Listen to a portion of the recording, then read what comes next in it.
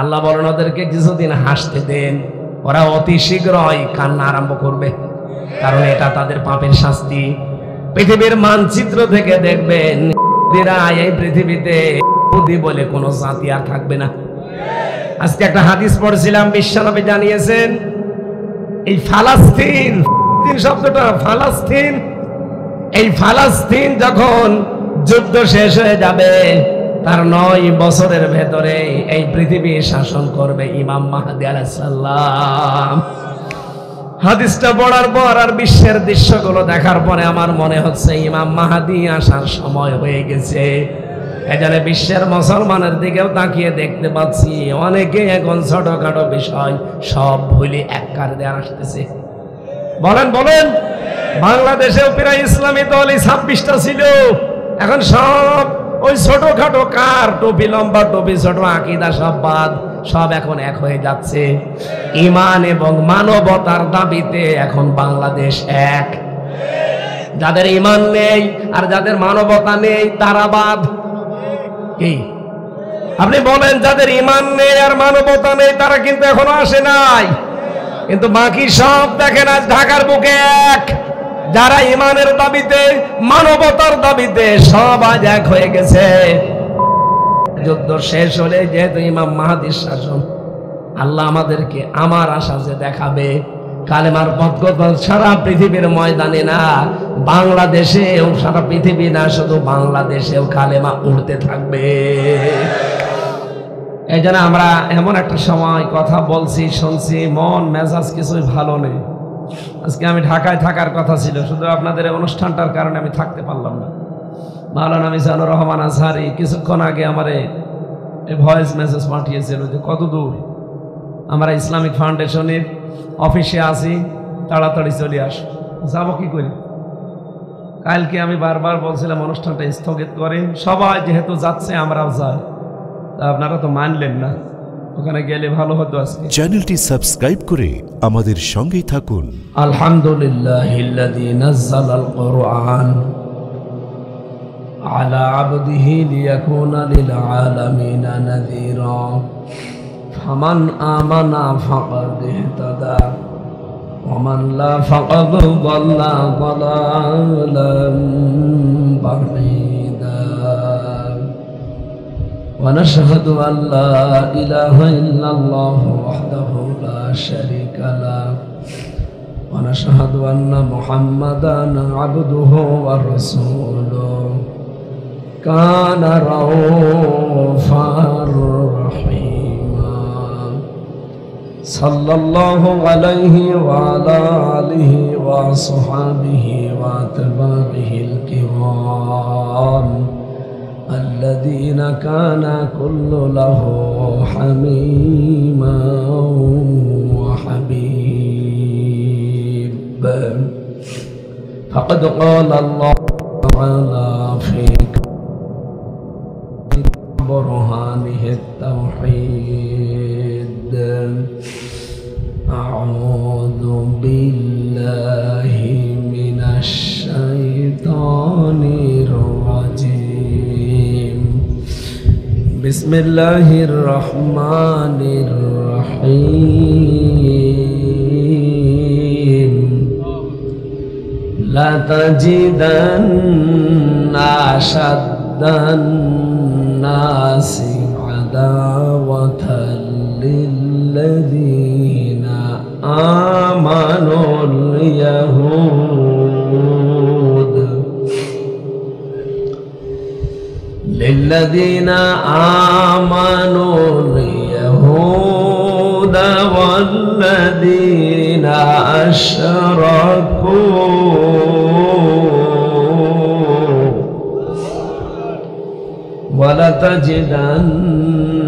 ولتجدنهم أقربهم مودة للذين آمنوا الذين قالوا إنا نصارى ذلك بأن منهم قسيسين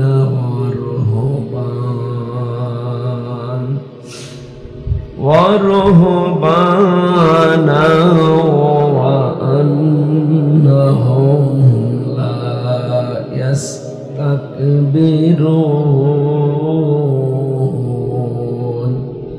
صدقت يا ربنا.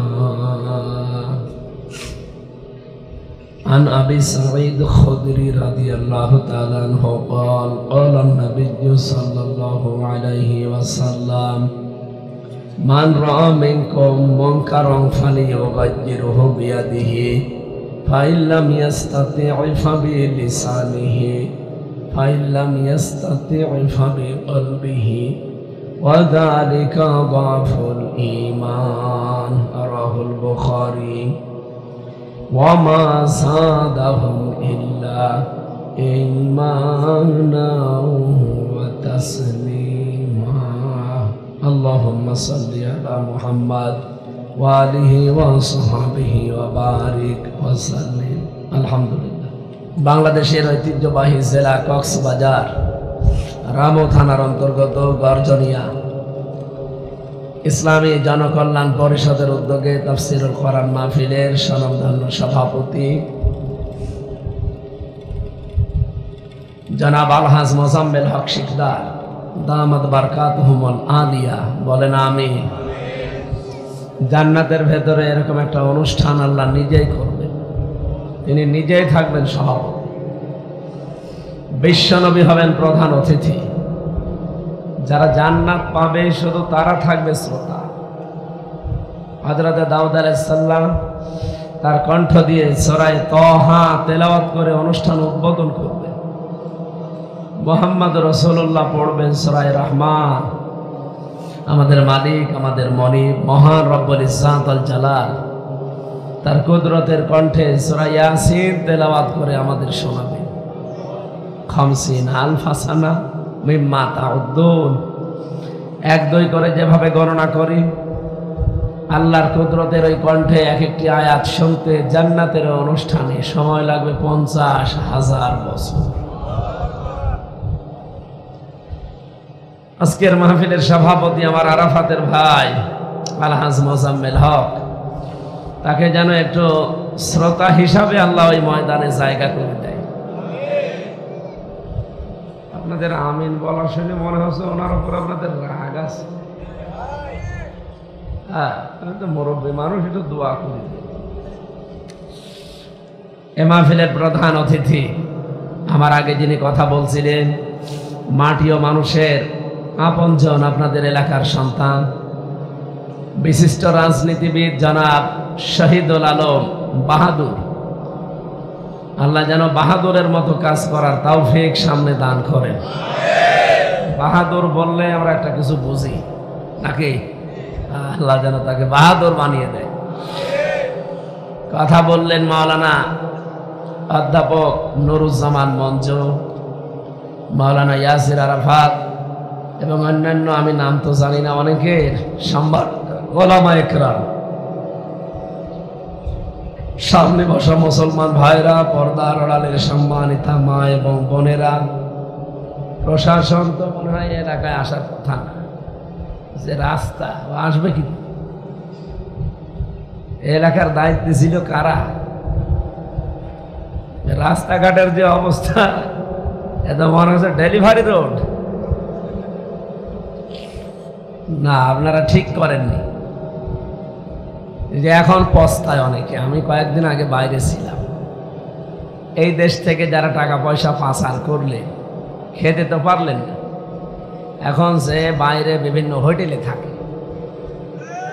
ওই দেশে তারা সেকেন্ড হোম বানিয়েছে, সাহেব পাড়া বানিয়েছে, বেগম পাড়া বানিয়েছে, আলাদা ফ্ল্যাট নেওয়া আছে, থাকতে পারে না, থাকে হোটেলে। আমরা সিঙ্গাপুরে, মালয়েশিয়া, থাইল্যান্ডে যে হোটেলে উঠি দেখি শয়তান দুটো নিচে বসে আছে। কি গো, তো হুজুর আমরা আগেই পালিয়েছি। পালাবেন কেন? এমন কাজ কেন করা লাগবে যে জনগণের জোতা পিটা খাওয়া লাগে? সুতরাং আপনারা যা করেছেন, আগামী 100 বছরের ভেতরে আর ঘুরে দাঁড়ানোর কোনো মুখ আপনাদের নেই। কোন মুখ নিয়ে আসবেন জনগণের সামনে? সেই মুখ আছে। এখন আপনাদের পেছনে নিয়ে আসা লাগবে আর আমরা লাথি দেব। মুখে তো আর লাথি দেওয়া যায় না, কোথায় দেওয়া যায়? হ্যাঁ, পেছনে। শয়তানগুলো টাকা পয়সা পাচার না করে যদি এই দেশে কর্মসংস্থান তৈরি করে দিত, 35 লাখ যুবক এখন এই দেশে বেকার। এ মানুষগুলো বাইরে যেয়ে দেখি কেউ রাস্তা ঝাড়ু দেয়, কেউ রুটি বানায়, কেউ হোটেলে পানি টেনে দেয়, কেউ পায়খানা সাফ করে। আমি কি বেশি বলছি? আমি দেখি আসলাম। 10 ঘন্টা 12 ঘন্টা ডিউটি, বেতন 30,000 35,000 বাংলাদেশের টাকায়। আর ওই দেশের টাকায় খুব বেশি হলো 700-800 টাকা হবে। আপনি চিন্তা করেন, আমি যে হোটেলে নিচে এই কাপড়টা সেলাই করতে গিয়েছিলাম, বাংলাদেশের একজন আছে হোটেলে কাজ করে 5 জন। একজনের বাড়ি যশোর, একজনের বাড়ি পাকিস্তান, একজনের বাড়ি থাইল্যান্ডে, আর 2 জনের বাড়ি ইন্ডিয়া। এগুলো সবই তো বাংলাদেশের ভেতরে। ও বলছে হ্যাঁ। আপনি কি শুনতেছেন? এই যে 5 জনের কথা বললাম, এটা কি সব বাংলাদেশে? বলেন বলেন। আমি এটা জিজ্ঞাসা করলাম আপনার খরচ হয়েছে কত আসতে মালয়েশিয়া? বলছে 7.5 লাখ। পাকিস্তানের ওরে জিজ্ঞাসা করলাম ভাই আপনার কত খরচ? বলছে আমার খরচ 2,20,000 বাংলাদেশের টাকায়। ইন্ডিয়ার 2 জনকে বললাম, বলছে 1,20,000। আর পাশে যে থাইল্যান্ডের আছে ওরে জিজ্ঞাসা করলাম, বলছে 30,000। আপনাদের যে টাকার মান এই হিসাবে এই যে খরচ, এটা তো 5 জন ওই দর্জির দোকানে কাজ করে, 5 জনের বেতনই 80,000 টাকা করে। একটু চিন্তা করে দেখেন, 7.5 লাখ খরচ করে 80,000, আর 30,000 খরচ করে 80,000, আরো 1,20,000 খরচ করে 80,000, আরো 2,20,000 খরচ করে 80,000। অথচ বাংলাদেশ, পাকিস্তান, ভারত এগুলো সব পাশাপাশি না। মালয়েশিয়া যেতে এদের সব খরচ 1 হওয়া দরকার। টাকা পয়সা এত বেশি লাগবে কেন? পরবর্তীতে আরো যারা শিক্ষিত মানুষ আছে তাদের সাথে কয়েকটা অনুষ্ঠান ছিল, জিজ্ঞাসা করলাম যে এই যে বিস্তর ফাঁক এত বেশি কম কেন? বাংলাদেশে সালমান এফ রহমান যে দরবেশ, আর হাসিনার বোন রেহেনা, আর একজন এমপির নাম বলল, ওই কুড়িগ্রামের ওইদিকে বাড়ি। এই 3 জন মিলে সিন্ডিকেট করে সারা পৃথিবীতে যত লোক বাংলাদেশ থেকে যায়, এদেরও এই 2,20,000 বা 1,20,000 টাকা হলেই হয়ে যায়। কিন্তু এই টাকাগুলো সব ওই আল্লাহর ওলিদের। শয়তানরা কি করলেন আপনারা? আমার মাঝে মাঝে মনে আসছে, কয়েকদিন আগে আমি মৌলভীবাজারে যাচ্ছিলাম হেলিকপ্টারে। পাইলট আমারে বলছে যে হুজুর এই গেট, এই যে হুক আছে ওখানে যেন চাপ লাগে না, তাহলে কিন্তু খুলে পড়ে যাবে।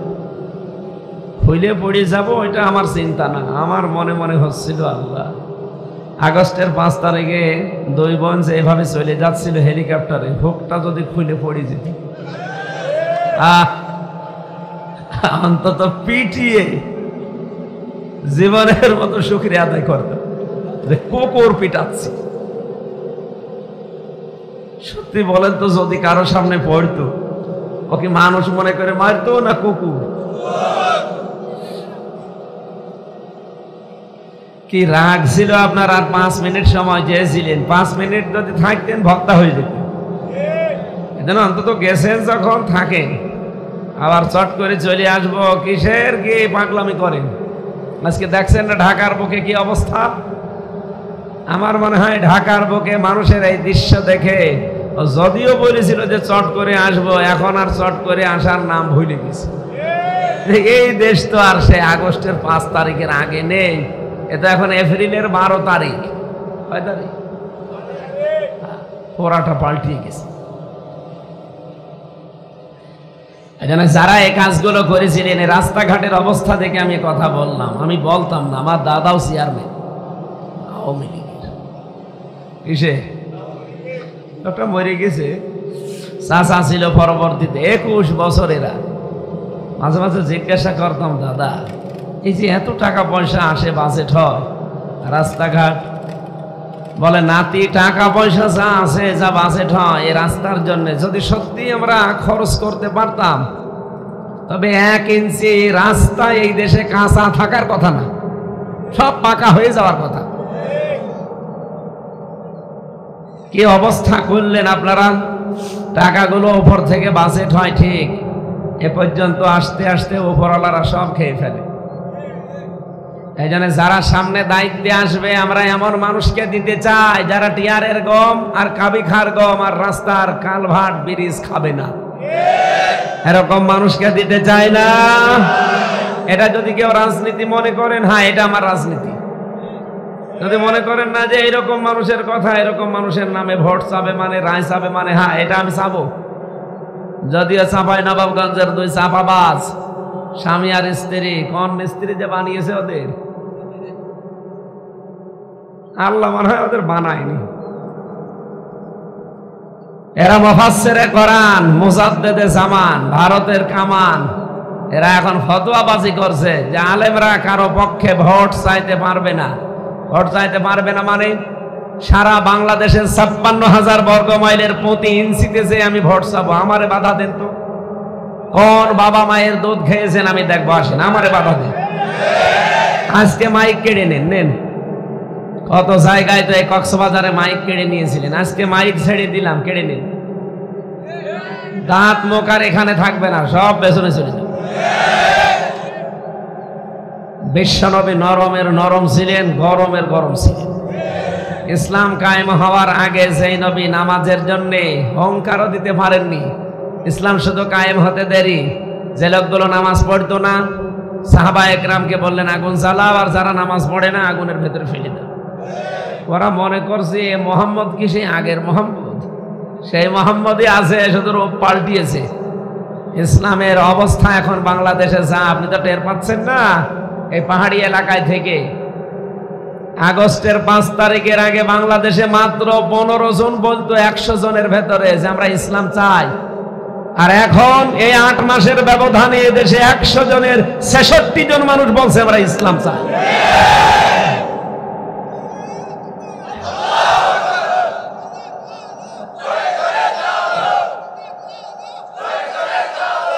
আপনি কি নারায়ণ তাকবীর বলছেন না নারায়ণ?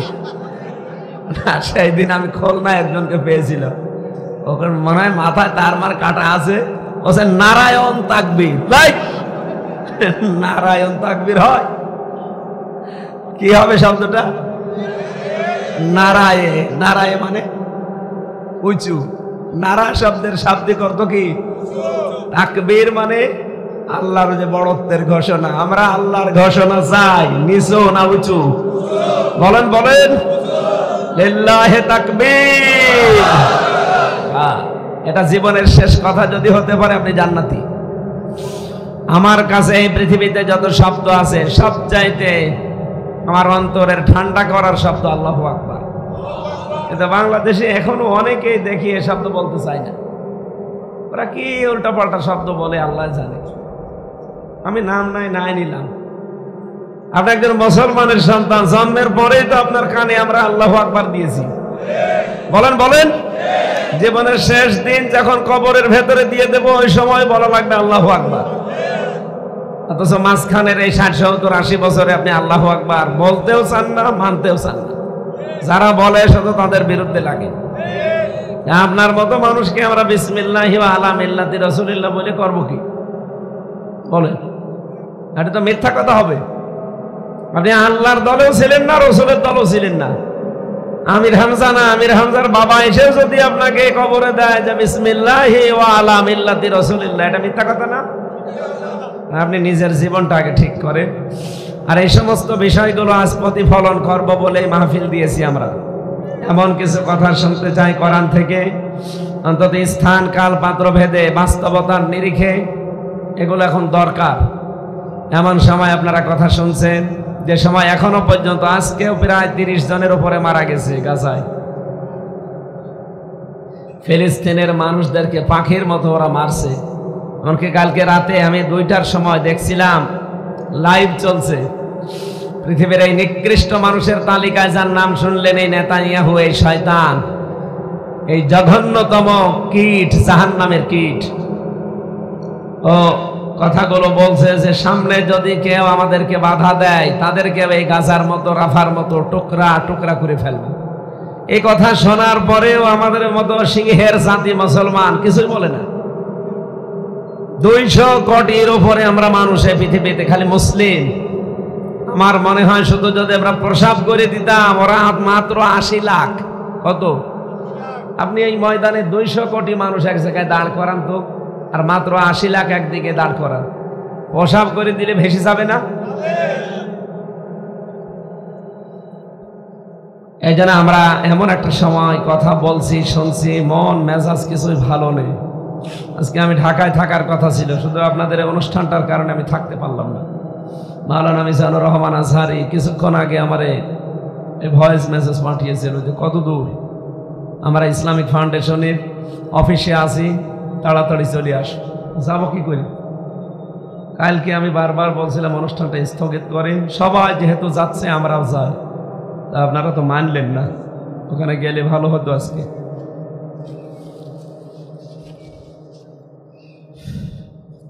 যাক, যেতে যখন পারি নাই, কিছু কথা বলার জন্য আল্লাহ নিয়ে এসেছে। হেদায়েতমূলক কিছু কথা আমরা বলতে চাই, আল্লাহ তৌফিক দান করেন, আমিন। সম্মানিত ভাইরা, আমরা এসেছি কোরআনে কারীম শোনার জন্য। যেহেতু তাফসীরুল কোরআন মাহফিল লিখে দিয়েছে, আমরা তাফসীর আকারে কথা বলতে চাই নাকি? কোরআনে কারীমের দিকে তাকালে আমরা যেটা দেখেছি, এই কোরআন আল্লাহ পাক দিয়েছেন হেদায়েত দেওয়ার জন্য। হুদাল্লিন নাস, হুদাল্লিল মুসলিমিন, হুদাল্লিল মুত্তাকিন, 3 রকম কথাই কোরআনে আছে। আমি আয়াতগুলো পড়ার পরে চিন্তা করলাম, আল্লাহ সূরা নিসার 82 নম্বর আয়াতে তুমি জানালে, ওয়ালাউ কানা মিন ইনদি গায়রিল্লাহি লাওয়াজাদু ফীহি ইখতিলাফান কাসীরা, যে আমার কোরআনে আমি এমন কোনো কথা দেইনি যে একটার সাথে আরেকটা মেলে না। এরকম কোনো কথা আছে? নেই। অথচ 3টা কথার সাথে মিলছে না। যেহেতু আল্লাহ রাব্বুল আলামিন 3 রকম কথা বললেন, এই কথাটা নিয়ে একটু চিন্তা করা দরকার। আল্লাহর কথা কোনোদিন বৈপরীত্য নেই, একটার সাথে আর একটা মেলে না, এমন কথা কোরআনে। আরো জোরে বলেন। এখন আমরা যে দেখতে পেলাম আছে, তাহলে এটার সমাধান কি? প্রথম শব্দটার ব্যাখ্যা আগে বলি। দেখবেন কোরআনের একটার সাথে আর একটা মেলে না, এমন কথা আসলেও নেই। হুদাল্লিন নাস দিয়ে আল্লাহ জানাতে চেয়েছেন, এ কোরআনে আল্লাহ এমন এমন ক্ষমতা দিয়ে পাঠিয়েছেন যা তামাম দুনিয়ার মানুষকে হেদায়েত দিতে পারে। কি হেদায়েত দেয় না কেন? ওয়ালাল্লাহি কাসদুস সাবিলি ওয়া মিনহা জাইরুন ওয়ালাউ শাআ হাদাকুম আজমাইন। পৃথিবীতে বহু বাঁকা বাঁকা বাঁকা পথ তৈরি করা আছে। এই যে পথ দিয়ে আসলাম, এটা সোজা পথ না, বাঁকা পথ। এই পথের কথা না, মানুষের তৈরি করা বিভিন্ন আইন কানুন দুনিয়ায় বানানো আছে। লেনিন বানিয়েছে, কার্ল মার্কস বানিয়েছে, মাও সেতুং বানিয়েছে, বাবা বানিয়েছে, চাচা বানিয়েছে, স্বামীও বানিয়েছে। বহু মানুষ এরকম বিভিন্ন আইন কানুন বানিয়েছে। আল্লাহ বলেন সবগুলো বাঁকা পথ। আমি আল্লাহ পাক একটা পথ তোমাদেরকে দিয়েছি, চাই যে তোমরা সেই সোজা পথে চলতে থাকো। আমি যদি ইচ্ছা করি সবাইকে আমি চালাতে পারি, কিন্তু আমি চালাই না কেন? হেদায়েত পাওয়ার জন্য কিছু শর্ত আছে, যারে তারে আল্লাহ পাক কোরআন দিয়ে হেদায়েত দেয় না। কোরআনে কারীমের হেদায়েত যদি কেউ পেতে চায়, মাস্ট বি, তাকে নম্র হওয়া লাগবে এবং কোরআনের কাছে এসে ধারণা দেওয়া লাগবে। এই আয়াতের ব্যাখ্যায় একটা হাদিস পেয়েছি। বিশ্বনবী জানিয়েছেন, মানে তাবাআল হুদা বিগাইরিল কোরআন আদাল্লাহুল্লাহ। তিরমিজি শরীফের হাদিস। কোরআনে কারীম বাদ দিয়ে পৃথিবীর কোন জায়গায় যদি কেউ ভালো হওয়ার নিয়তে যায়, আল্লাহ নিজে তাকে গোমরা বানিয়ে দেয়। হাদিসের শব্দের দিকে খেয়াল করেন একটু। নবী যদি দল্লাত শব্দ দিতেন, সোলাসি মুজাররাদের এই কায়দাটা, বাংলা অর্থ আসতো আপনি নিজেই নিজেকে খারাপ বানিয়ে ফেলেছেন। কিন্তু আদাল্লাহ শব্দটা যখন আসবে বাবে ইফাল থেকে, এর বাংলা অর্থ দাঁড়াবে আপনি হয়তো ভালো হওয়ার নিয়তে কোনো জায়গায় গিয়েছিলেন, কিন্তু কোরআন সেখানে ছিল না। এই জন্য আল্লাহ নিজে দায়িত্ব নিয়ে আপনাকে আরো খারাপ বানিয়ে দেবে। কক্সবাজারবাসী হেদায়েত দেওয়ার একচ্ছত্র মালিকানা হামজার, হ্যাঁ কার? বলেন বলেন। নবীজি যদি বলেন আদাল্লাহুল্লাহ, এর ফাইল কর্তা সরাসরি আল্লাহ। আল্লাহ নিজে যদি আপনাকে গোমরা বানিয়ে দেয়, খারাপ বানিয়ে দেয়, তাহলে হেদায়েত দেওয়ার মতো, রাস্তা দেখানোর মতো কোনো হামজা আছে? আরো জোরে বলেন। আজকের যে খুতবা আপনি শুনছিলেন, আলহামদুলিল্লাহিল্লাযী নাযালাল কোরআন আলা আবদিহি লিয়াকুনা লিল আলামিনা নাযীরা। প্রশংসা সবে আল্লাহর জন্য, যিনি তার বান্দার প্রতি কোরআন নাযিল করেছেন বিশ্ব মানবতাকে সতর্ক করার জন্য। ফামান আমানা ফাকাদ ইহতাদা, যে ব্যক্তি কোরআনে কারীমের প্রতি ঈমান এনে চলতে পারবে, আল্লাহ তাকে হেদায়েতের রাস্তা নসিব করে দেবে। আমাল্লা ফাকাদ দাল্লা দালালাম বাঈদা, কোন মানুষ যদি এখান থেকে মুখ ফিরিয়ে নেয়, হেদায়েত থেকে বহু দূরে আল্লাহ তার সিটকে ফেলে দেবে। বলেন নাউজুবিল্লাহ। এই হাদিসটা কি শোনা পর্যন্ত শেষ, না মানা লাগবে? কি মানবেন? আজকে থেকে সিদ্ধান্ত নিয়ে বাড়ি যাওয়া লাগবে এই পাহাড়ি এলাকার মানুষদের। আল্লাহর নবী বলেন, যেখানে কোরআন নেই ওখানে যদি কেউ ভালো হওয়ার নিয়তেও যায়, আল্লাহ তাকে খারাপ বানিয়ে দেয়। সুতরাং এই বাংলাদেশে 48,000-এর উপরে এখন পীরের দরবার। যেই দরবারে কোরআন নেই, কোরআনের কর্মসূচি চলে না, কোরআনের যে নির্দেশগুলো আছে ওইগুলো ওখান থেকে ডেলিভারি দেওয়া হয় না, ওটা বাস্তবে রূপ দেওয়ার জন্য কোনো কাজ ওখান থেকে করা হয় না। ওই দরবার যদি আমার বাবাও তৈরি করে, আমি আজকে থেকে ওই দরবারে আর নেই। বলেন বলেন। এরকম দরবার দেশে নেই। এই যে আটরশি, কোরআনের কি কর্মসূচি ওখান থেকে আসে আপনি বলেন? আমি নিজে 3-4 বার গিয়ে ওখানে যা দেখলাম, প্রকাশ্য শিরিক হয়। 16 সালে হজ থেকে এসে তারপরে একবার দেখতে গিয়েছিলাম, ওদিন আমার মাহফিলে ছিল ফরিদপুর। যে দেখি বাবার দরবারে মানুষ এইভাবে ঢুকতেছে, আবার এইভাবে বের হচ্ছে। আমি যেই ঢুকতে চাইনি, আমারে বলছে কি, আপনি এত বড় সাহস কোথায় পেলেন বাবার সাথে বিয়াদবি? না, পাক দরবার, এখানে যেতে হলে এভাবে যাওয়া লাগবে সম্মান দিয়ে, আবার এভাবে আসা লাগবে। আমি প্রশ্ন করলাম যে আমি নবীর রওজা ঘুরিয়ে আসলাম, যে ওখানে তো এভাবে যাওয়া লাগে না, এবার এভাবে আসা লাগে না, একে নবীর চাইতেও দামি মানুষ এখানে শুয়ে আছে। আমার বলছে ওটা তোদের নবী, এটা আমাদের নবী। প্রকাশ্য শিরিক যেখানে হয় ওখানে হেদায়েত থাকার কথা।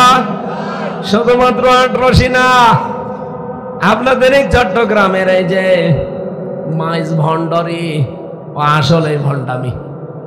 এটা মাইজ ভান্ডারি না, মাইজ ভণ্ডামি। এখানে একবার আমি গিয়েছিলাম দেখার জন্য, সে দেখে একজন লাফাচ্ছে। কি গো মুরব্বী? লাফাচ্ছি মানে জিকির করছে। এত লাফিয়েও তো টেনশনে আছি জান্নাত পাবো কিনা।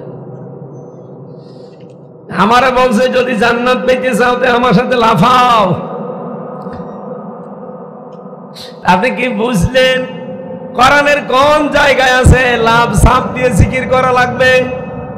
সূরা আরাফে আছে যে জিকির করতে হলে মনে মনে, কান্না জড়িত কণ্ঠে, ভীত সন্তুষ্ট হয়ে, উচ্চ আওয়াজ বাদ দিয়ে, এর নাম জিকির। আর ওরা যেভাবে লাফায়, আমার মনে হয় রোগী যদি আশপাশে থাকে সুস্থ হওয়া দূরের কথা, মরে যাবে। আর যেভাবে কলবে ধাক্কা দেওয়া হয়, ও কলব থাকলেও থাকে, গেলেও যায়। আমার মনে হয় এই ভণ্ডামিগুলো কোরআনের সাথে যা মেলে না, এগুলো এই দেশ থেকে সময় আসতেছে সব তুলে দিতে হবে। আর এই চট্টগ্রাম বিভাগে তো এগুলো আরো বেশি। যত বাবা আমার মনে হয় আল্লাহ সব এই বিভাগে পাঠিয়েছে। তাও তো কক্সবাজার একটু একটু ভালো আছে। এই চট্টগ্রামের এই লাইনটা ওরা একেবারে নাপাক করে দিয়েছে। ওদের নাম শুনলেও শয়তান পর্যন্ত হাসে। নূরে বাংলা দরবারে জাঙ্গিরিয়া খুলে বসে আছে। ও একদিন দেখি লাইভ করে বলছে, মানুষ আমারে জাঙ্গিয়া হুজুর বলে। বলবে তো, জাহাঙ্গীর হোসেন ওর নাম, কি করে বলবে আপনারা জাহাঙ্গীর? আপনি যা কাজ করেন জাহাঙ্গীর মতো কাজ করেন। এত শিরিক এত বেদাত মানুষ জীবনে করতে পারে। কবরের কাছে যে বলছে, বাবা কলম পড়িয়ে দিন। আমি বোঝাতে চাই, আজকে থেকে সিদ্ধান্ত নিয়ে যাবেন আপনারা। রেকর্ড হচ্ছে তো এই জন্য বলছি, যেই দরবারে বাংলাদেশে কোরআন চলে না, কোরআনের কর্মসূচি নেই, ওই দরবারের কর্তা যদি আমার বাবাও হয়, আমি এখন থেকে ওখানে আর বলেন বলেন যদি আমি ওখানে থাকি, ভালো হওয়ার নিয়ত যদি থাকি, আমাকে খারাপ বানাবে কে? এ পর্যন্ত বুঝেছেন? হ্যাঁ, আর একটু সামনে যাই, আপনারা আওয়াজ দিচ্ছেন, বলেন। বাংলাদেশে যে রাজনৈতিক দলের কর্মসূচিতে কোরআন নেই, কোরআনের কোন নিয়ম নীতি চলে না, ওই রাজনৈতিক দল যদি আমার বাবাও প্রতিষ্ঠাতা হয়, আমি আর ওই দলে নেই। এটাও তো জোরে বলার দরকার। আপনারা এটা মানতে পারবেন না আমি জানি।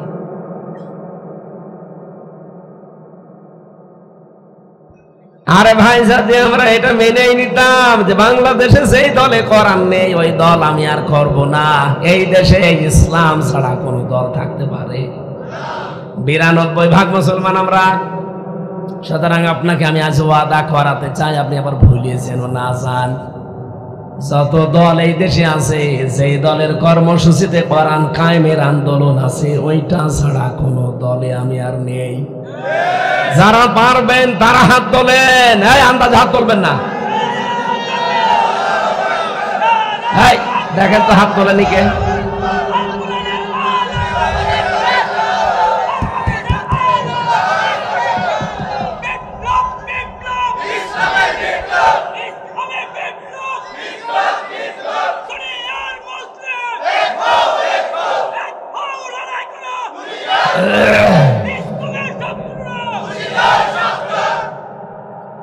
ওয়াজ তো হয়ে গেছে, আবার ওয়াজ করা লাগবে। আলেমরা নেই এখানে, আর কি ওয়াজ করবো বলেন?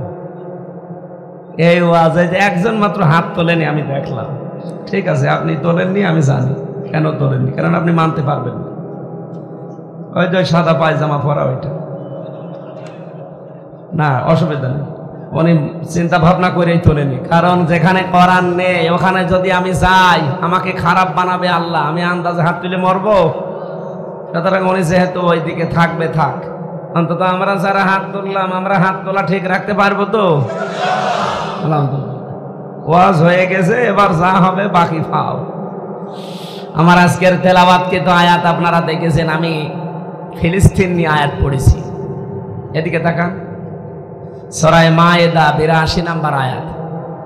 আমার মাথার ভেতরে আয়াত সম্পর্কে যত তথ্য আল্লাহ দিয়েছে, এই 4টা 4.5টা না, আমার জীবনের শেষ দিন পর্যন্ত এই আয়াতে সব আলোচনা করলেও শেষ হবে না, এত কথা আল্লাহ লুকিয়ে রেখেছে। আমরা তাফসীর আকারে যেহেতু কথা বলতে চাচ্ছি, তাফসীরের নিয়ম নীতিগুলো আছে, এতগুলো সব বলতে গেলে আজান দিয়ে দেবে। 15টা উসুলে তাফসীরের মূল নীতি আছে, অন্তত 5টা আপনাকে মানাই লাগবে। শুদ্ধ তেলাওয়াত, মাতৃভাষায় অর্থ, ঐতিহাসিক প্রেক্ষাপট। 4 নম্বরে ওখান থেকে বাস্তব কিছু ব্যাখ্যা দেওয়া লাগবে, ওই মানধাতা আমলের সে বাদ দিন, এখন কি দরকার ওই সম্পর্কে। আর 5 নম্বরে ওখান থেকে শিক্ষা নিয়ে বাড়ি যাওয়া। আমরা আজকে নিয়ে যেতে চাই না 5টা। তেলাওয়াত অলরেডি করেছি, মাতৃভাষায় এবার অর্থ বলছি। আল্লাহ পাক বলেন, লা তাজিদান্না আশাদ্দান নাস, লামে তাকিদ নুনে সাকিলা, অবশ্যই অবশ্যই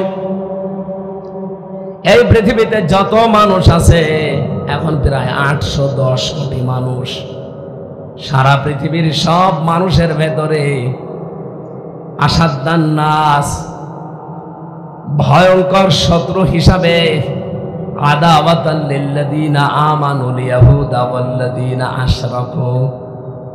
পৃথিবীতে হে নবী ঈমানদারদের জন্য, মুসলমানদের জন্য আপনি দুইটা জাতিকে ভয়ঙ্কর, জঘন্যতম, নিকৃষ্ট শত্রু হিসাবে কাজ করছে দেখতে পাবেন।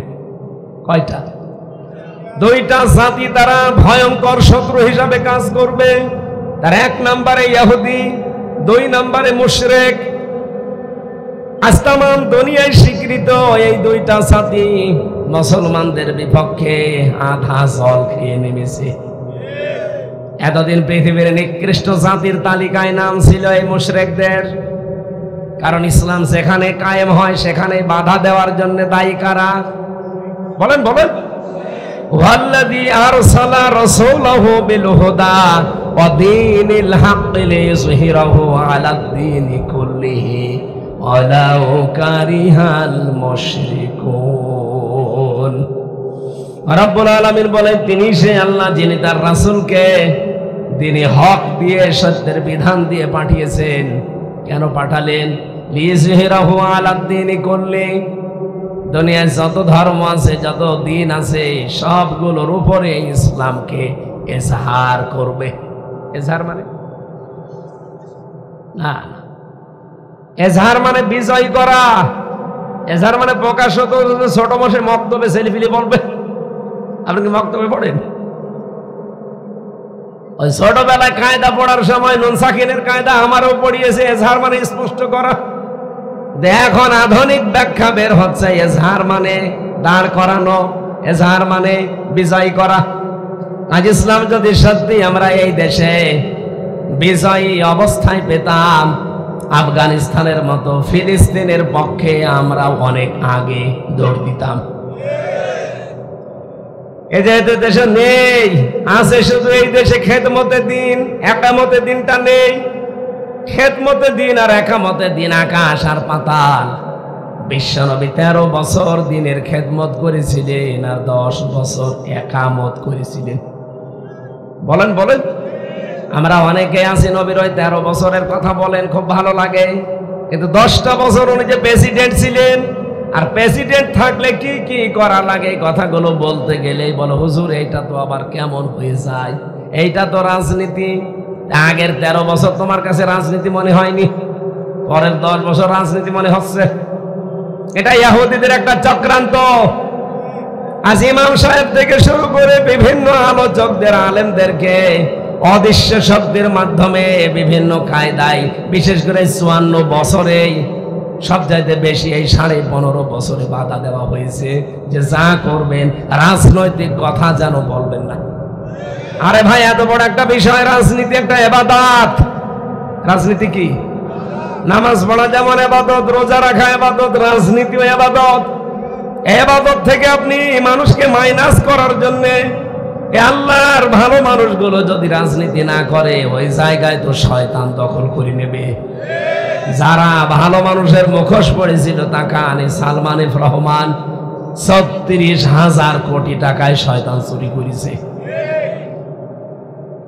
ইসলাম যদি কায়েম থাকতো, আজকে ওরে কাশিমপুর কারাগারে ওই ফলরে শোয়ানো হইতো না, ওরে হাত কেটে দিত।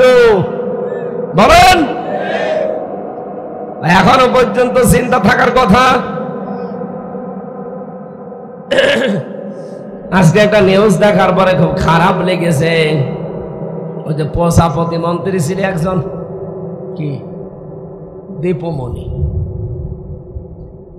সরাসরি এই জুলাই এবং আগস্ট হত্যাকাণ্ডের সাথে যারা জড়িত, তার ভেতরে মহিলা একজন।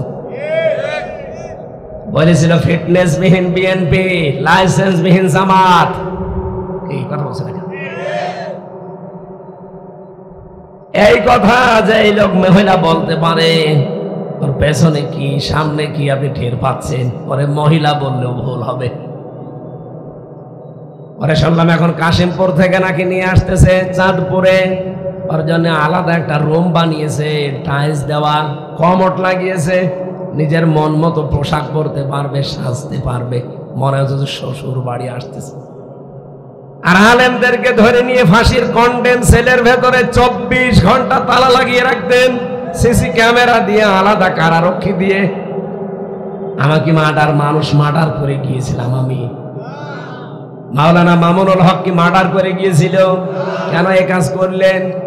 যারা সরাসরি মার্ডার মামলার আসামি তাদেরকে জামায়া ধরে রাখবেন মানে, আবার কিন্তু সামনে জুলাই আসতেছে। এই কথা বলেন। অনেকে যারা বিভিন্ন জায়গায় পা দিয়ে ফাঁদে পড়ে গেছেন, নিজের চরিত্র ঠিক নেই, ফাঁদে তো পড়বেনি। কারণ আপনাদের বিভিন্ন ভিডিও ক্লিপ ওদের হাতে আছে, নড়াচড়া করতে পারেন না, এ কারণে কিছু করলে আপনার স্ত্রীকে দেখিয়ে দেবে। কারণ আমি নিজে তো জানি আপনাদের চরিত্র। আজ অনেকেই মাথা তুলে দাঁড়াতে পারছে না, কারণ জানে যে ওর যা চরিত্র, ওটা যদি একবার ফ্ল্যাশ করে দেয় না, অনেকের অনেক গোপন কিছু আছে রয়ের হাতে। এই জন্য অনেকে তাদের ফাঁদে এখনো পর্যন্ত এই স্বৈরাচার, এই ফ্যাসিস্টের মতো ফাঁদে পা দিয়ে এখন উল্টা পাল্টা কথা বলছে একামতে দিনের বিরুদ্ধে। একটা মাজলুম মানুষ জেল খাটতেছে, এটিএম আজহারুল ইসলাম, তার নামে পর্যন্ত অনেকে এই দেশে এখন ফতোয়াবাজি করছে যে তার সাজা হয়ে গেছে, তারে ছাড়া যাবে না। আপনি মানুষ, হাসিনা অবৈধ ছিল, ওর যত মামলা সব অবৈধ। তারেক জিয়াকে মামলা দিয়েছিল না, বৈধ না অবৈধ? অবৈধ। এই অবৈধ মামলায় ফাঁসি কি রায়ও দিয়েছিল, সাজা দিয়েছিল 8 বছর। সে যদি 8 বছরের সাজা মাথায় নিয়ে এখন খালাস পেতে পারে, তার মামিন যদি ঢিসমিস হয়ে যায় জামিন, তার মামলা যদি সব খারিজ হয়ে যায়, তার মা বেগম ম্যাডাম খালেদা জিয়া, তারও তো 6 বছর জেল ছিল সাজা। সে যদি মুক্তি পেয়ে এখন চিকিৎসার জন্য যায় লন্ডনে, আর স্ত্রী ডাক্তার জবাইদা রহমান, তারও 3 বছর জেল ছিল, সাজা লেগে গিয়েছিল, তাকে যদি মুক্তি দেওয়া হয়, আপনি কি মানুষের মতো কথা বলেন এখনো যে না ওনারে দেওয়া যাবে না? ওনাদের দিলেন কি করি? মামলা তো তাদের সব একই। এখনো ভারতের চক্রান্তে ফাঁদে পা দেওয়া বন্ধ করেননি। মায়ের মনে হয় ঠিক মতো আপনাদের পিঠে পড়েনি। যারা এখনো ফাঁদে পা দিয়ে আছেন ঠিক মতো পড়েনি। আপনাদের এই যে পাশের থানা চকরিয়া পেকুয়ার, যিনি সাবেক এমপি ছিলেন সালাউদ্দিন আহমেদ, উনি হালকা টের পেয়েছিল যে গুম হলে কেমন লাগে। এজন্য আমরা সাবধান করছি আপনাদেরকে, কারণ আমি নিজে দেখে এসেছি। রিমান্ডে এই রয়ের অফিসার গুলো নাম দিয়েছে কাউন্টার টেররিজম। কে বলেছে? সবগুলো বাইরের দেশ থেকে নিয়ে আসা। ওরা নিজেদের ভেতরে উর্দুতে হিন্দিতে কথা বলতো, আর টর্চার করার সময় এসে আমার মাথায় দড়ি লাগিয়ে, চোখে কালো কাপড় বেঁধে, পেছনে হ্যান্ডকাপ দিয়ে 11 ঘন্টা টাঙিয়ে রেখেছে শয়তান রামারি। আর আমারে বলেছে দেশের বিরুদ্ধে, জামাত ইসলামের বিরুদ্ধে এই কথাগুলো বলা লাগবে আদালতে, তাহলে ছেড়ে দেব। এত মিথ্যা কথা বলবো কি করে আমি? আপনারা এখনো পর্যন্ত কিন্তু ঘর আপনাদের কাটে নাই। এজন্য সাবধান হন, সামনে কিন্তু জুলাই আগস্ট শেষ হয়ে যায়নি, আবার আসতেছে। এটা চলছে এপ্রিল, মে, জুন, জুলাই, আর 2 মাস 2.5 মাস পরে কিন্তু মাসটা চলে আসবে। আবার যেন জুলাই কিছু করা না লাগে। এই কথা বললেন না কেন? জুলাই আগস্ট যারা করেছে তারা এখনো সব মারা যায়নি, এখনো তারা পেছনে আছে। কথা বলেন ঠিক কিনা? এই জন্য আমরা যাচ্ছে, এই নিরপরাধ মানুষ শুধু এটিএম আজহার না, এরকম লক্ষ লক্ষ মানুষ বিনা কারণে 15.5 বছরে জেল খেটেছে, গুম হয়েছে, আয়না ঘরে ছিল। সরকার যেমন অবৈধ ছিল, ওদের মামলাও ছিল সব অবৈধ। সুতরাং আমরা চাই সব নিরপরাধ মানুষকে বিনা শর্তে খালাস দেওয়া হোক। এই কথা বলেন না কেন? শুধু এতটুকু না, এদের বিরুদ্ধে যে মামলায় ওগুলো ছিল, যারা মিথ্যা সাক্ষী দিয়ে মিথ্যা মামলায় রায় দিয়েছে, মিথ্যা রিপোর্ট লিখেছে, এদেরকে এই মামলায় দিয়ে শাস্তি দেওয়া লাগবে। বিনা কারণে আপনি কেউ বলবেন কেন? নয়তো আগামীতে যারা আসবে তারা এর চাইতে বড় স্বৈরাচার হবে। এই জন্য আমরা চাচ্ছি এমন সংস্কার করে যারা সামনে আসবে, যে আসবে কোনো বাধা নেই, আসেন, কিন্তু সংস্কার করে আসেন, আপনি আর স্বৈরাচার হয়ে উঠতে পারবেন না। পৃথিবীর নিকৃষ্ট জাতির তালিকায় 6 জনের নাম, 6 জন ব্যক্তির নাম আমি পেয়েছি। আপনি ইন্টারনেট খোঁটেন, একজনের নাম পাবেন প্রথমে। এখন জীবিত মানুষদের ভেতরে এই নেতানিয়াহু, দুইজনের 2 নম্বরে নাম আছে এই যে আল্লাহর ওলি পাশে মোদি কষায় একটা 26টা আয়াতের বিরুদ্ধে মামলা দিয়েছে। আপনি চিন্তা করতে পারেন, যেখানে একটা অক্ষর উলট পালট হলে মুসলমানের কলিজায় আগুন লেগে যাওয়ার কথা, আর সেখানে 26টা কোরআনের আয়াতের বিরুদ্ধেও হাইকোর্টে মামলা দিয়েছে। এরপরে গুজরাটে লক্ষাধিক মানুষ পুড়িয়ে মেরেছে। এনআরসির নামে কত মুসলমানের নাগরিকত্ব বাতিল করে দিয়েছে। এখন আবার নতুন পায়তারা করছে, আমার মুসলমানের বাপ দাদাদের দেওয়া যে অক্ষকিত জমিগুলো, এই জমি নতুন আইন পাশ করে ওগুলো হিন্দুদের নামে সব দখল করে নেবে। সারা বিশ্বের মুসলমানদের এমনিতে ঈমান দেখেছেন, তেজ এখনো দেখেননি। আমাদের দেওয়ালা যদি সত্যি পিঠ থেকে যায়, কালকে কলকাতায় যে উত্তাল বয়েছে আমি দেখলাম, সারা বিশ্বে এখন চলছে, আজকে ঢাকাটা দেখবে সামাম দুনিয়া। এজন্য আমাদেরকে আর জুলাই আগস্ট নতুন করে নিয়ে আসতে বাধ্য করবেন না। আশা করছি যে যেখানে ষড়যন্ত্রে আছেন থেমে যাবেন, নয়তো নিজের জীবনটা হারাবেন। কথা বলেন ঠিক কিনা? পৃথিবীর নিকৃষ্ট জাতি ছিল 1 নম্বরে মুশরিক। ইসলাম কায়েমের কথা হলে সবচাইতে খারাপ লাগে কাদের? আল্লাহ বলছেন আলাউ কারিহাল মুশরিকুন, মুশরিকদের সবচাইতে বেশি খারাপ লাগবে। 2 নম্বরে রব্বুল আলামিন বলেন তোমাদের শত্রু হচ্ছে ইহুদি। সূরা মায়েদার 51 নম্বর আয়াতে আল্লাহ আয়াতের তাফসীর করেছেন, ইয়া আইয়ুহাল্লাযীনা আমানু লা তাত্তাখিযুল ইয়াহুদা ওয়ান নাসারা আউলিয়া বা'দুহুম আউলিয়া ও বা'দ। ওহে যারা ইমানের দাবি করো, কান খাড়া করে শোনো, ইহুদি খ্রিস্টানদের কখনো বন্ধুরূপে মেনে নিবা না। কে বলছে?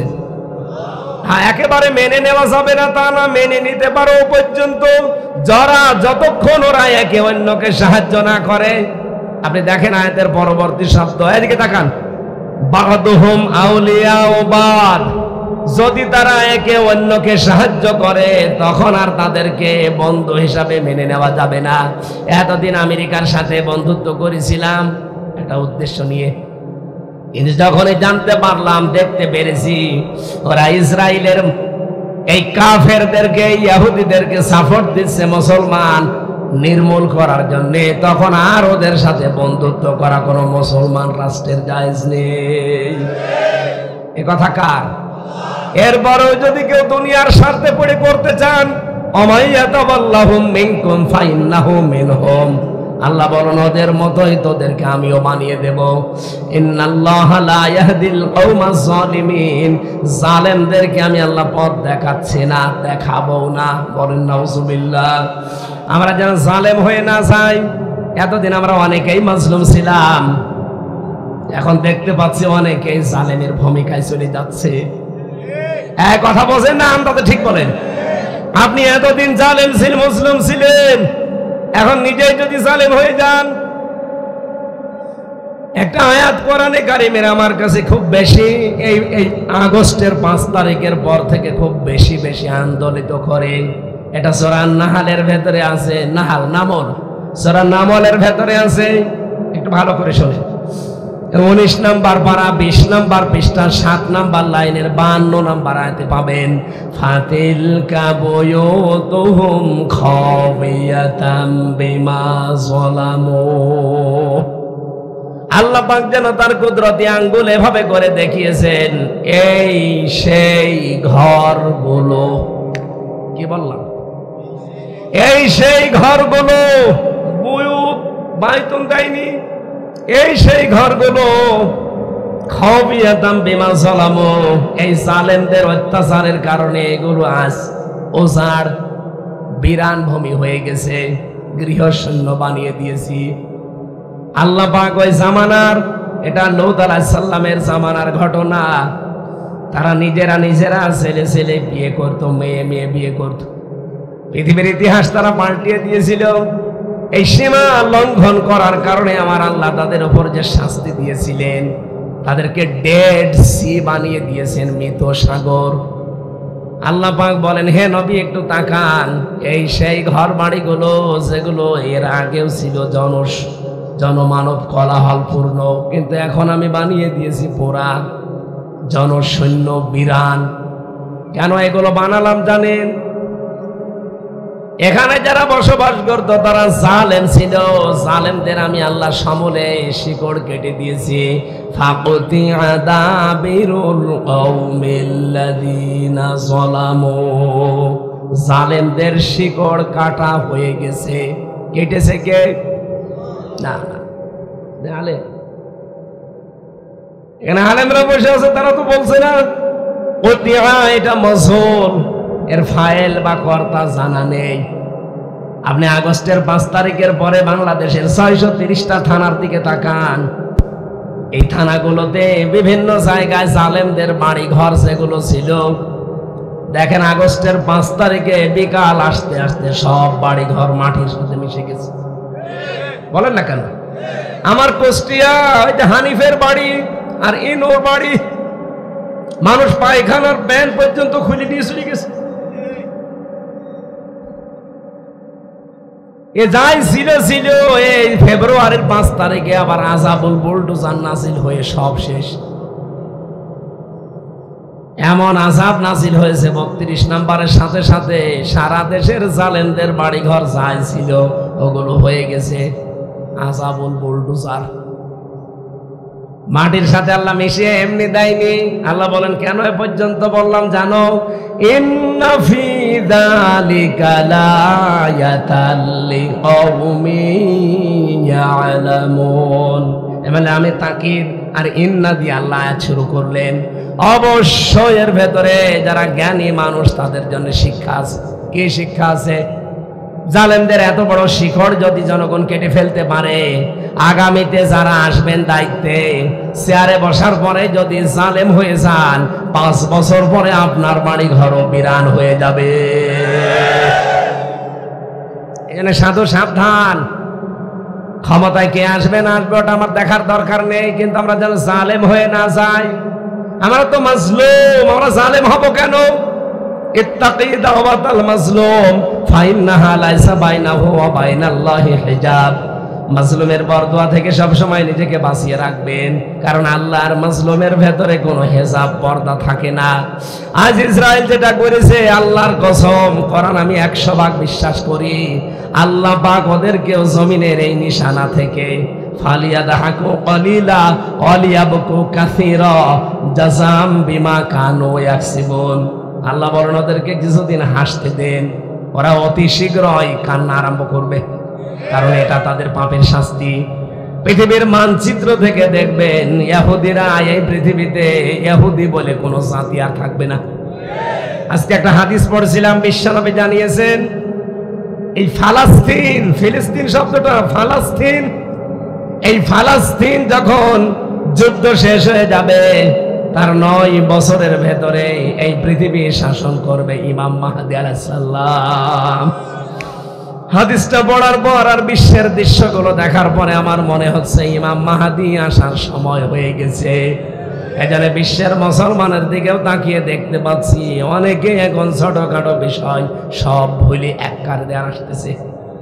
বলেন বাংলাদেশেও প্রায় ইসলামী দল 26টা ছিল, এখন সব ওই ছোটখাটো কার টুপি লম্বা টুপি ছোট আকীদা সব বাদ, সব এখন এক হয়ে যাচ্ছে। ঈমান এবং মানবতার দাবিতে এখন বাংলাদেশ এক। যাদের ঈমান নেই আর যাদের মানবতা নেই তারা বাদ। কি আপনি বলেন? যাদের ঈমান নেই আর মানবতা নেই তারা কিন্তু এখনো আসে নাই, কিন্তু বাকি সব দেখেন আজ ঢাকার বুকে এক। যারা ঈমানের দাবিতে মানবতার দাবিতে সব আজ এক হয়ে গেছে। ফিলিস্তিনের যুদ্ধ শেষ হলে যেহেতু ইমাম মাহদীর শাসন, আল্লাহ আমাদেরকে আমার আশা যে দেখাবে কালেমার পথ সারা পৃথিবীর ময়দানে না, বাংলাদেশেও, সারা পৃথিবী না শুধু বাংলাদেশেও কালেমা উঠতে থাকবে। রাব্বুল আলামিন বলেন ওরা চাই ইউরিদুনা লিইউতফিউ নূরাল্লাহি বিআফওয়াহিহিম, মুখের ফু দিয়ে ইসলামকে দুনিয়া থেকে বিদায় করে দেবে। আল্লাহু মুতিম্মু নূরিহি কখনো সম্ভব না। আমার নূর আমি পাঠিয়েছি, আমার নূর আমি আল্লাহ নিজে জ্বালাবো। ওয়ালাউ কারিহাল কাফিরুন, যদিও কাফিরদের এতে খারাপ লাগে। আপনি কি মনে করছেন যে আজ ট্রাম্প ও খ্রিস্টান কত মুশরিক না, কত ইহুদি না? তার কোরআনে তো ওর নাম নেই, আছে ইহুদির কথা আর মুশরিকের কথা। ট্রাম্পকে আজ মানুষ গালি দেয় কেন? আরে ভাই, পৃথিবীতে মুসলিম বাদ দিয়ে দোনো জাতি আছে, সবাই প্রকার আনতে কিন্তু মুশরিক। শুধু মুসলমান বাদ দিয়ে যত জাতির লোক আছে কম বেশি সবাই শিরিক করে। আর শিরিক করলে তারা বলেন বলেন, আমরা এই যে মেয়েরা বসে আছে, মেয়েদের কিছু কথা বলা লাগবে না? সম্মানিত মা বোনেরা, আমি বারবার এই কথা আপনাদের স্মরণ করা, পৃথিবীতে মানে জান্নাতের 8টা দরজা খুলে রাখার জন্য পুরুষের মতো এত কাজ আপনাদের নেই। আপনি 5 ওয়াক্ত নামাজ নির্ধারিত সময় পেলে পড়বেন, অন্তত ফরজটা পড়বেনই। যদি নফল সুন্নত নাও পড়তে পারেন, ফরজটা পড়ে নেবেন। রোজার মাস আসলে নির্ধারিত সময় যে কয়দিন পবিত্র থাকেন রোজা রেখে দেবেন, বাকি যে কয়টা রাখতে পারেন না 11 মাস ধরে রাখবেন। স্বামী যাদের আছে জায়েজ কথাগুলো মেনে খুশি রাখবেন, না জায়েজ কথা মানা লাগবে না। জায়েজ কথা মেনে আপনার স্বামীর সাথে ভালো ব্যবহার করবেন, তার হক আদায় করবেন, এই জন্যে যেন এই ভালো ব্যবহার দিয়ে আপনার জান্নাত তৈরি হয়। এক কথা বলে না কেন? আমিও আমার স্ত্রীর সাথে কথা বলবো, ভালোভাবে ব্যবহার করব, তার হক আদায় করব, এই কারণে যেন এইটা দিয়ে আমার জান্নাত তৈরি হয়। তাছাড়া চোখ বন্ধ হওয়ার পরে ও আমার না, আমি ওর না, এই কথা বলেন না কেন? চোখ বন্ধ হয়ে গেলে ওর রাস্তায় ও, আমার রাস্তায় আমি। কিন্তু দুনিয়ায় যতদিন সম্পর্ক আছে ঠিক রাখা লাগবে, ভালো ব্যবহার দিয়ে, খেদমত দিয়ে, হক আদায় করে। কেন? কারণ এটা দিয়ে আমার আখিরাত তৈরি হয়। 4 নম্বরে, যাদের শরীর আল্লাহ দিয়েছেন, শরীরকে পর্দার ভেতরে রাখা লাগবে। মেয়েদের পর্দা, খাস পর্দা হচ্ছে হাত মোজা, পা মোজা, একেবারে যে সামনে ঘোমটা দিয়ে থাকা। আর রুখসাত, এটা আজিমাত বলে। রুখসাত আপনাকে ছাড় দেওয়া আছে, যদি মুখমণ্ডল, হাতের কবজি, পায়ের পাতা খোলা রাখতে চান, জায়েজ আছে। কিন্তু এখন যে জামানা পড়েছে এটাও ঠিক না। বিশেষ করে বাংলাদেশে আমরা 92% মুসলমান, এ দেশে এটা নেই। আমি সিঙ্গাপুরে দেখেছিলাম, ওখানকার জন্য ব্যাংকে চাকরি করবেন মুখ খুলে রাখা লাগবে, বিভিন্ন অঙ্গ প্রত্যঙ্গ খোলা লাগবে না, তো আপনাকে চাকরিতে নেবে না। এমন এমন জায়গা আছে। এই জন্য ওই রকম দেশ তো না। এখানে যেহেতু 92% মুসলমান, আপনি চেষ্টা করবেন। আর এটা আলিম মাদ্রাসার মাহফিল, আলিম মাদ্রাসার ময়দানে যেহেতু মাহফিলটা দিয়েছে, এখানে যারা লেখাপড়া করে এদের এই তালেবে ইলমদের সাহায্যের জন্য ওরা একটু হাত বাড়াতে বলেছে। যারা আছে আপনারা ভেতরে যাচ্ছে, যদি সামর্থ্য থাকে ওনাদের কাছে কিছু দিয়ে দেন। আর 10 মিনিট আছে নামাজের, এখানেই নামাজ পড়ে তারপরে বাড়ি যাব। সভাপতি আমাদের হাজী সাহেব একটু সালাম দেবে। আর আপনারা যদি দিতে চান, কোনো বক্স থাকলে আশপাশে দিয়েছে। সম্মানিত মা বোনেরা, আগামীতে আপনাদের জন্য যদি আসি, সময় নিয়ে কথা বলবো। মেয়েদের আলোচনা দিলে আলাদাভাবে দেবেন, এক জায়গায় 2টা হয় না। আর মেয়েদের নিয়ে আমি বই লিখেছিলাম যে জেলখানায় 2টা, আর বাইরে থাকতে 1টা, 3টা। একটা আদর্শ নারী আর দাম্পত্য জীবনের কলহ এবং তার সমাধান।